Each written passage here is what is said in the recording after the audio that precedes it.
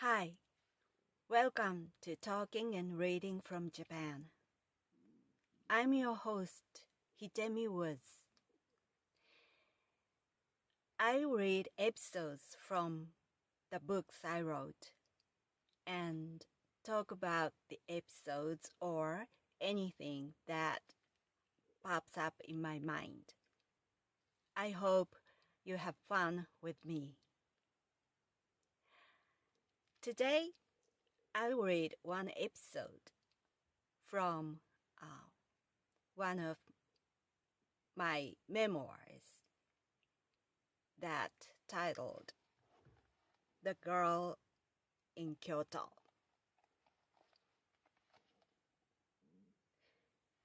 This is one of my the books I wrote, and the all books I wrote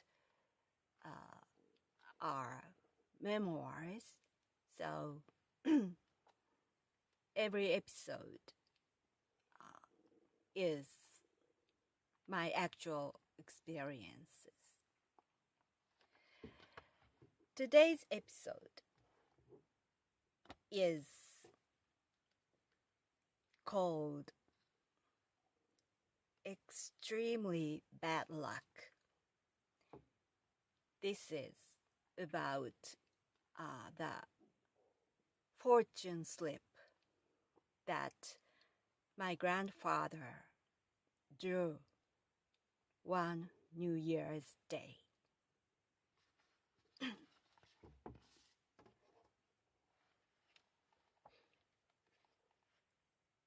Extremely bad luck. Besides small shrines in the neighborhood, there is a big tutelary shrine for the area where I grew up. My father pays a visit there every month, and on New Year's Day, which is the biggest holiday in Japan, all members of my family, except for my grandmother, used to go there every year. It also had a short stone pillar on which my grandfather's full name was carved, because he was one of the biggest contributors. For him, it was the most important event of the year, as he believed my family was once a powerful landowner of the area, and he was a parish representative. That pride would transform him into an excessively generous person from a miser. He would pay extra for a special ceremony. While others prayed outside the main building, the costly ceremony package led us inside and let us sit on the floor in front of the object of worship that the deity dwelt. A priest included my grandfather's name and our address in his resonant prayer, and swung a tuft of paper above our heads. Then he would be led into a hall where low individual tables were set on the tatami floor. The chief priest of the shrine would wait for us there, and we sat in the pecking order. The closer to the chief priest you sat, the more important in the family you were.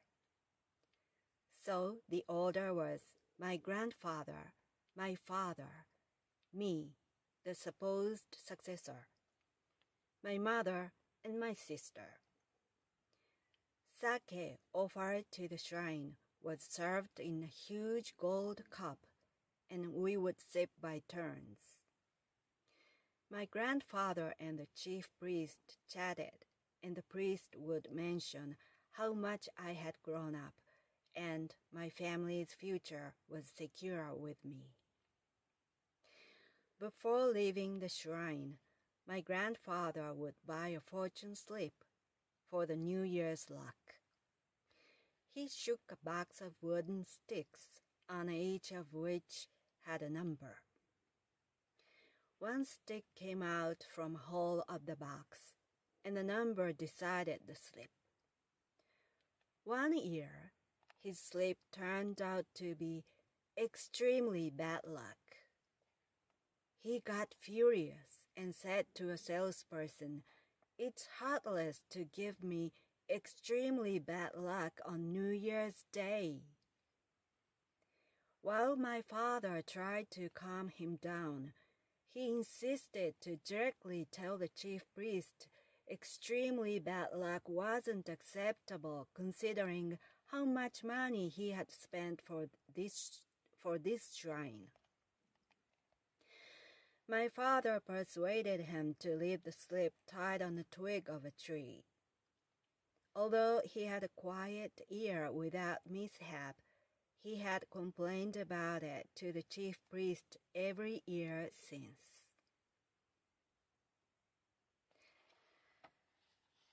That was today's episode.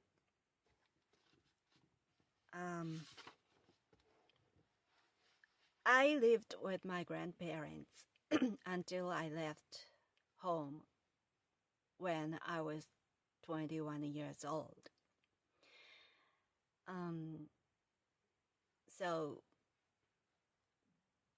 My grandfather was quite a character. He was a dictator in a way of a family because he was the one who controlled the whole family, and the rest of us served him obediently. The rest of the family were my parents, my sister, and me, and my grandmother.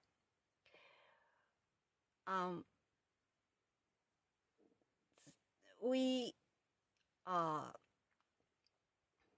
were all obedient servers for my grandfather because he acted like a king of the family, and he held a tight rein for the family, so he told us what to do and for the everyday life, and we couldn't say no to him.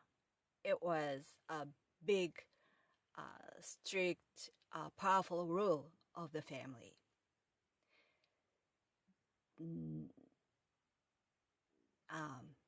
None of my family members would say no to him or object his doing. We were all just yes men and women, yes persons to him. So I hated my grandfather so much when I was little because I thought living like that was extremely, really, really unfair.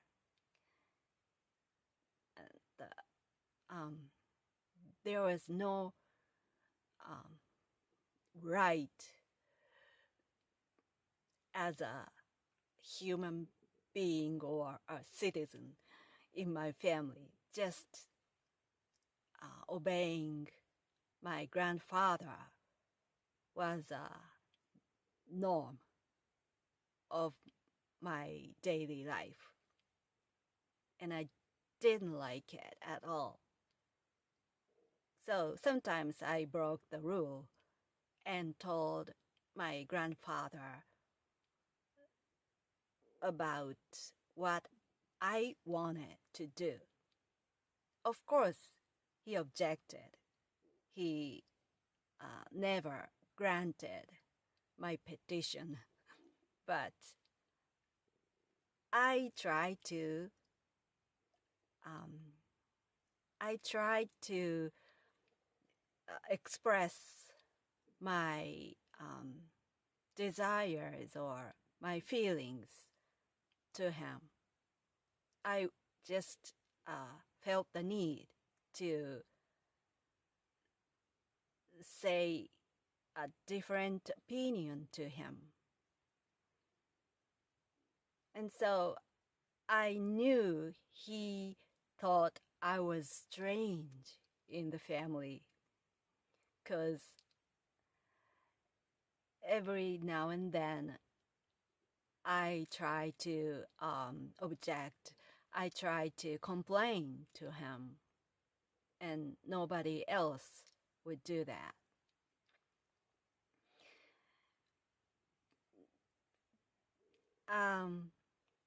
And he was also a very, very stingy man. I'm cheap, I'm stingy, but he wasn't the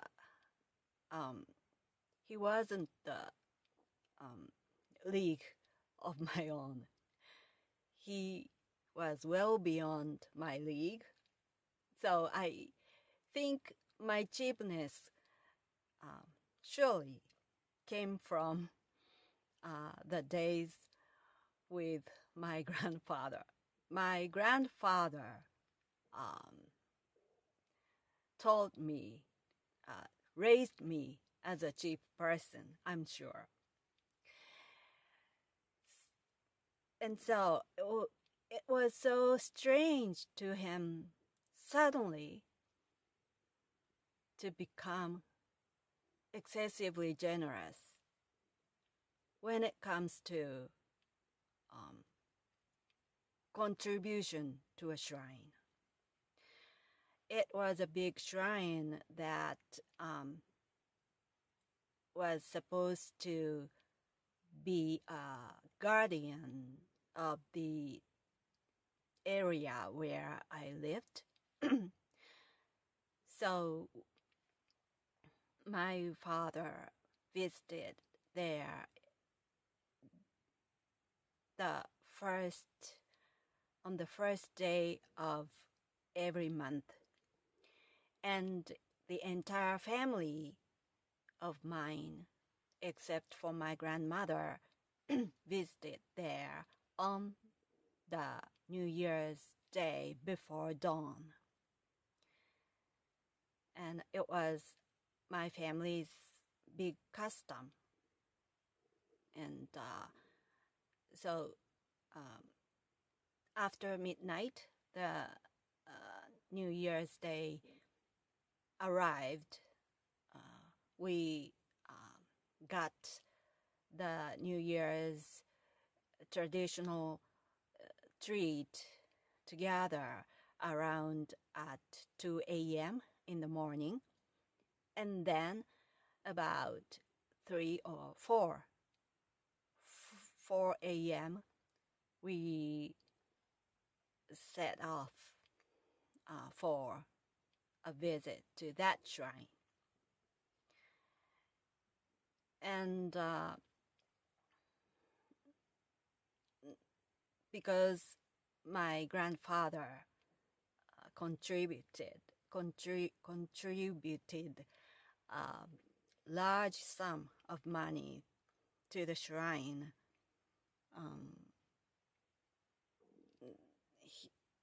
he as a big contributor, he believed that he couldn't pray just outside and go back. He needed the special ceremony as a parish leader of the area, the biggest contributor. So he paid a lot for the special ceremony every year. So it's as a child, it was really weird to see him to transform into a generous person who usually was very, very stingy and a complete miser. And after that annual transformation, he, every year, that was a custom that he would draw a slip of fortune to that slip would foretell the entire year that just arrived. So it was very important for my grandfather to draw a good one, because the new year, the whole new year depended on that slip for him.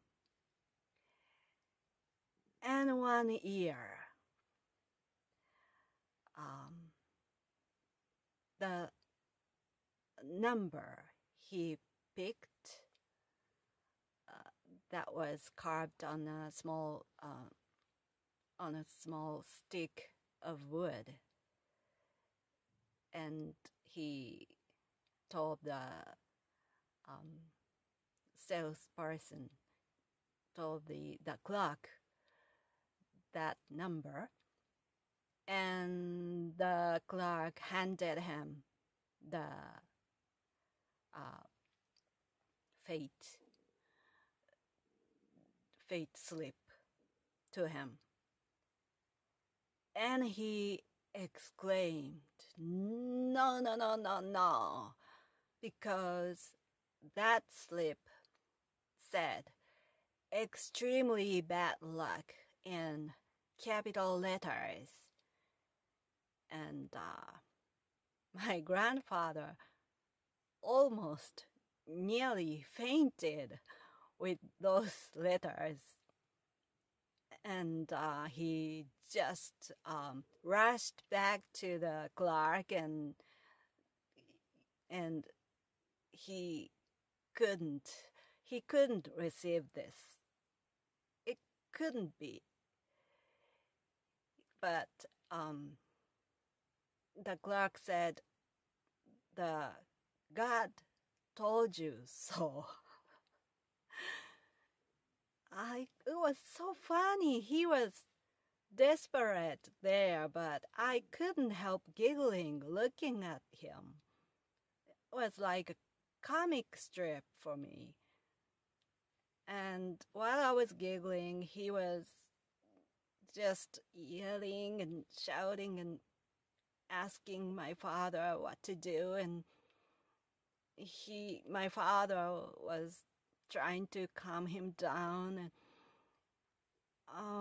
that scene was tattooed in my brain. So funny. You should have seen that. And that year, despite that slip, we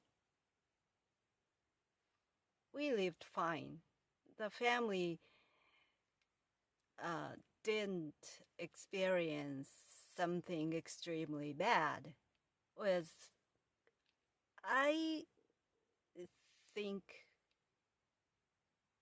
that year was eventful because I don't remember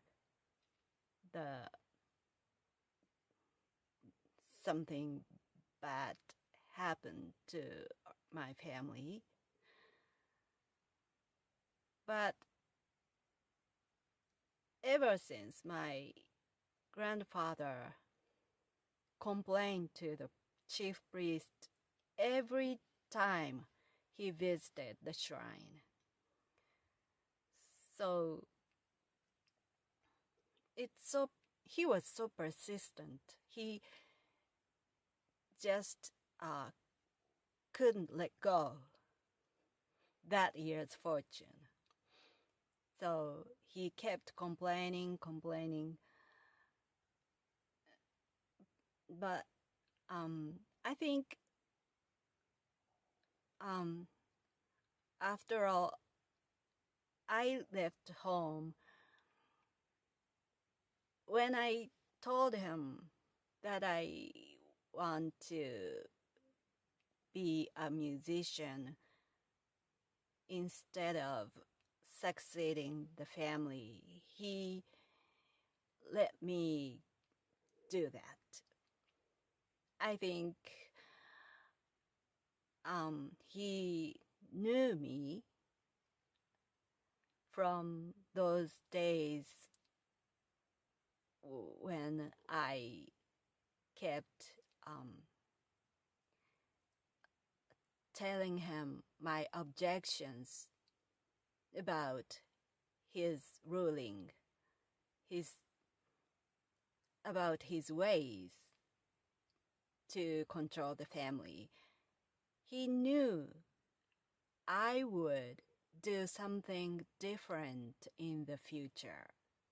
And so he wasn't shocked at all when he heard my intention.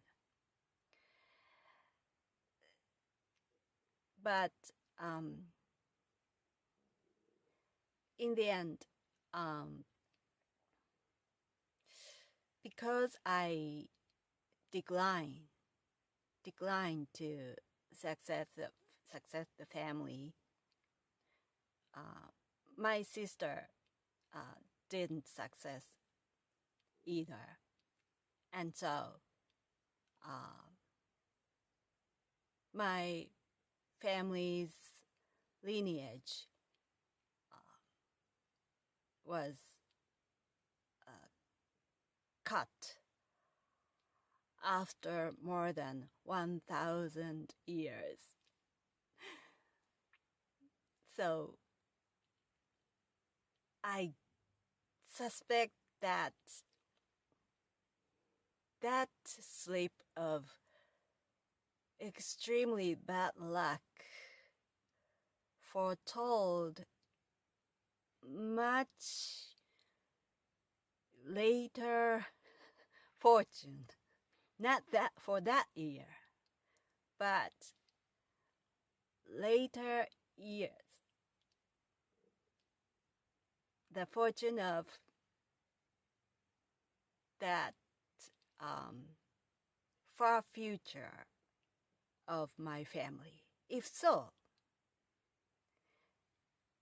that sleep was right.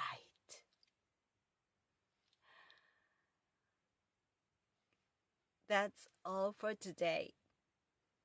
Thanks for listening. I hope you join me here again soon, and you hear me talking about my memoir, my experience. Thanks again. I'm Hidemi Woods. If you like, visit hidemiwoods.com, HIDEMI woods.com, where many links to my materials are available, such as to my other books, my songs, my music, my blogs, my podcast, my SNS, and even my original merchandise I designed. So if you like, visit there. See you again here again. See you here again soon. Until that time, until next time, take care and be well.